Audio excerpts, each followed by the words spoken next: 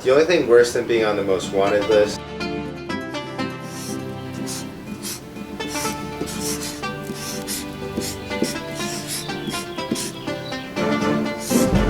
is being on the most unwanted list. And while this bike was getting neglected, its peers rose to stardom and are now highly sought after for collectors and riders alike. And it only makes sense that one of the most hated dirt bikes ever produced was hated in its heyday as well. Undersprung from the factory up front and featuring a rear suspension that had this linkage system that was shortly killed later, this bike did not handle well. It had a tendency to dive forward and hop from side to side in rough terrain, as if hanging onto this bike wasn't hard enough. With a big bore power band and vibrating handlebars, those suspension woes really added to the mix and gave riders a challenge. The nail in the coffin was, despite almost 500 cc's of pure two-stroke power, the combustion chamber was poorly engineered and would lead to pinging and pre-detonation. It was nearly impossible to jet, even by the tuning wizards. Jet rich and increase the fuel and the air-to-fuel mixture ratio, and the bike would blubber and produce little power, but your piston would be well lubricated. Jetting the bike lean and having it sound right on the pipe would increase performance, but it wouldn't be long until many would suffer seizures. So I bought one.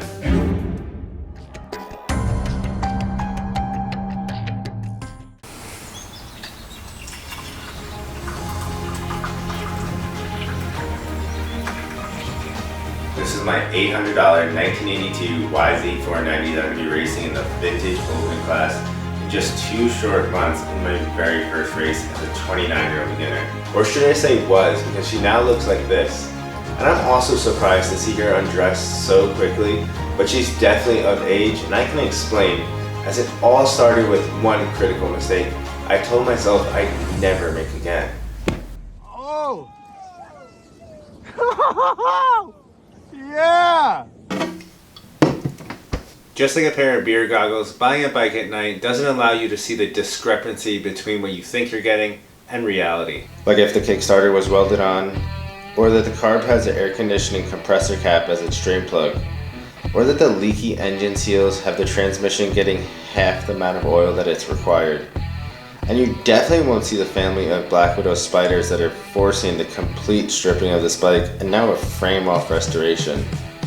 Free of spiders, the Widowmaker was now ready for a full engine teardown. Now why did I buy one of the most hated dirt bikes ever produced?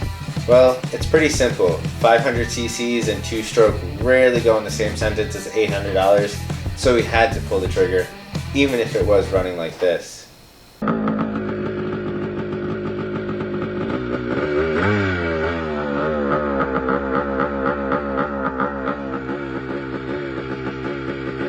And as we started the teardown, we quickly found 3 possible reasons for this painfully bad air leak. First was that the intake was completely cracked. Additionally, the head gasket was leaking. And last, the crank seal should have got replaced with the last top end, which additionally did not get done.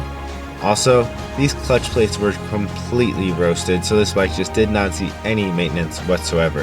Unfortunately for my wallet, this bike quickly turned into a frame-off restoration. These big bore pistons aren't cheap either. Adding to the list of disappointments, I don't see any signs of the recommended porting to either the cylinder or the cylinder head in order to alleviate a lot of those jetting issues, which I would expect when you're 2 bores over stock.